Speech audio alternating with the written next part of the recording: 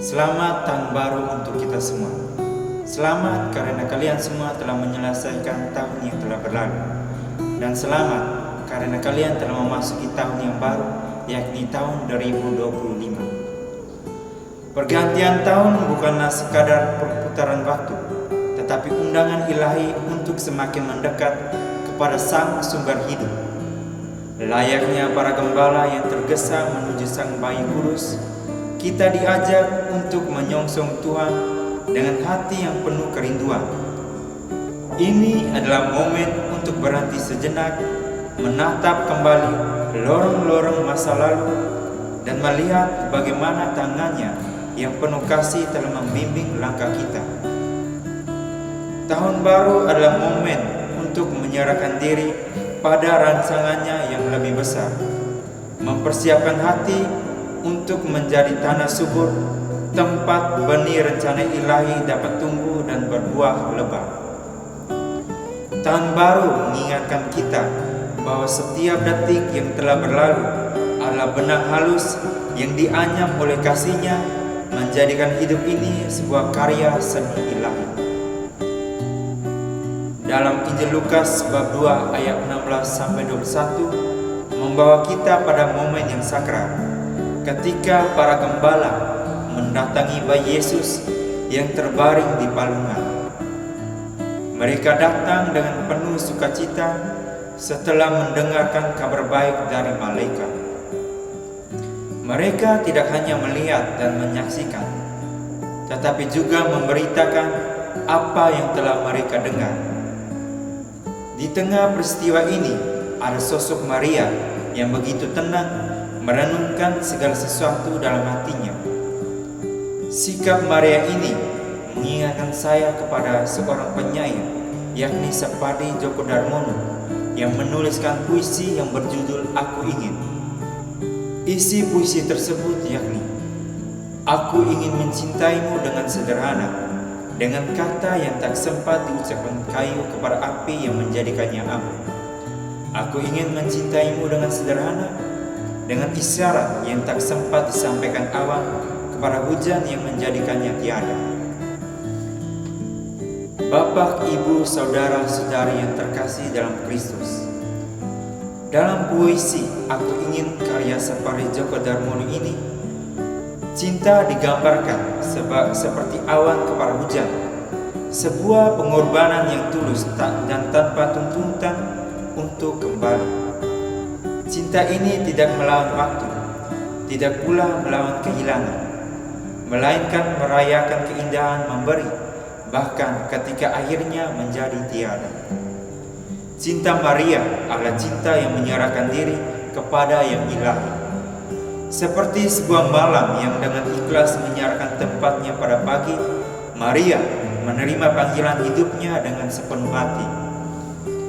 Cinta dalam puisi Sapadi adalah cinta yang sederhana, namun tidak pernah kehilangan keagungannya. Seperti sebuah embun di daun pagi, ia singkat tetapi meninggalkan kesejukan yang mendalam.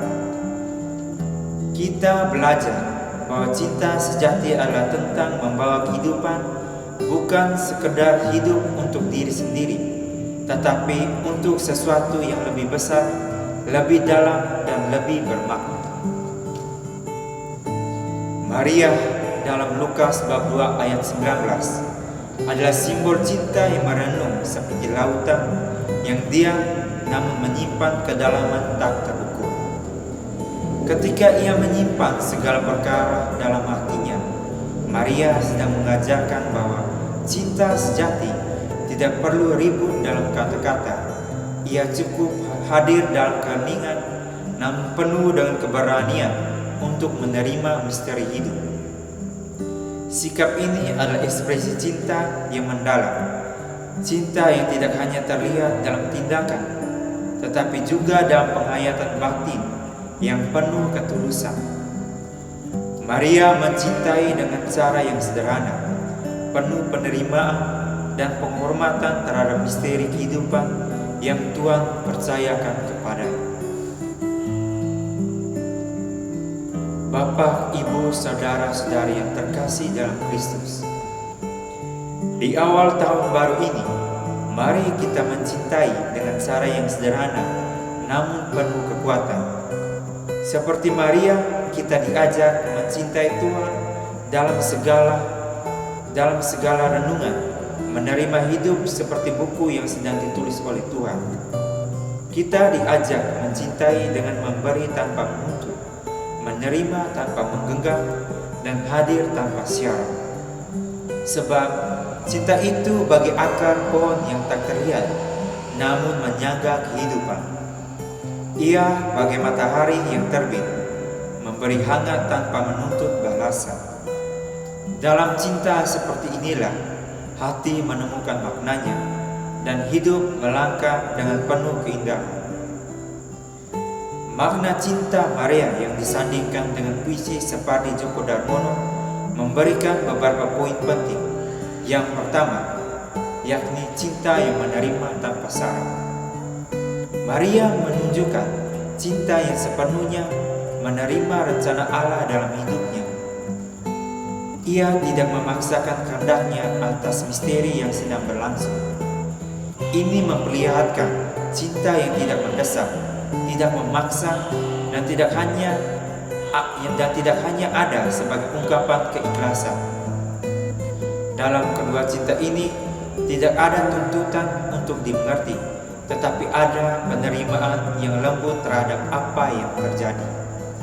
Yang kedua, cinta yang terdiam namun bermakna.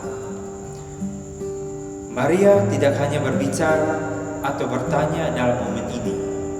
Sebagai seorang ibu, ia merenungkan segala perkara dengan cinta yang hening, seolah berkata bahwa cinta tidak selalu harus diekspresikan dengan kata-kata, karena cinta hadir dalam keheningan melalui kata yang tak sempat diucapkan atau isyarat yang tak sempat disampaikan. Keduanya menekankan bahwa cinta seringkali lebih bermakna ketika terbungkus dalam keheningan yang tulus. Yang ketiga, cinta yang membebaskan. Maria menyimpan sebuah perkara di dalam hati, bukan untuk mengontrol jalan hidup Yesus, tetapi untuk menyerahkannya sepenuhnya kepada kehendak Allah. Ia mengajarkan bahwa cinta digambarkan sebagai sesuatu yang membebaskan, yang tidak membelenggu, seperti kayu yang rela terbakar menjadi abu, atau awan yang menyerahkan dirinya menjadi hujan. Cinta sejati adalah tentang memberi, bukan untuk memiliki.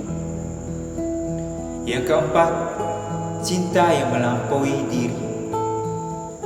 Maria menghayati cinta sebagai bagian dari panggilan Allah yang lebih besar.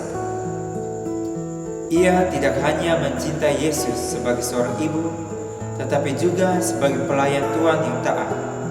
Ini menunjukkan cinta yang melampaui batas individu. Ia menjadi bagian dari siklus kehidupan yang lebih besar antara kayu, api, awan, dan hujan. Bapak, Ibu, saudara-saudari yang terkasih dalam Kristus, memasuki tahun baru ini, kita diajak untuk belajar mencintai dengan cara Maria, dengan cinta yang sederhana, tulus, dan penuh penerimaan. Tahun baru sering menjadi waktu untuk mengevaluasi hubungan kita dengan orang lain, diri sendiri, dan Tuhan. Dari kedua inspirasi ini, kita belajar bahwa cinta sejati bukan tentang apa yang bisa kita dapatkan, tetapi tentang apa yang bisa kita berikan tanpa pamrih dan tanpa syarat. Seperti Maria yang menyimpan segala perkara dalam hatinya, biarlah kita belajar mencintai hidup, menerima pengalaman Tuhan, untuk memberikan dan mempersembahkan semuanya kepadanya dengan penuh rasa syukur. Semoga cinta kita di tahun baru ini tidak menjadi beban, tetapi sumber kekuatan dan kebebasan untuk melayani dengan penuh sukacita. Tahun baru adalah fajar baru, bukan untuk menghapus jejak langkah yang telah kita tempuh, tetapi untuk melangkah perjalanan dengan hikmat yang telah terukir di hati. Seperti Maria yang dengan setia menyimpan segala pengalaman dalam keheningan jiwanya, kita pun dipanggil untuk menenun makna dari setiap momen hidup sebagai bagian dari rancangan kasih Tuhan yang agung. Tahun baru bukan sekadar pergantian angka pada kalender, melainkan sebuah undangan bagi jiwa untuk menapaki jejak kehidupan dengan hati lebih penuh hikmah. Ia adalah lembaran baru, namun tidak dimulai dari kehampaan. Setiap langkah yang telah dilalui, setiap pengalaman yang terukir adalah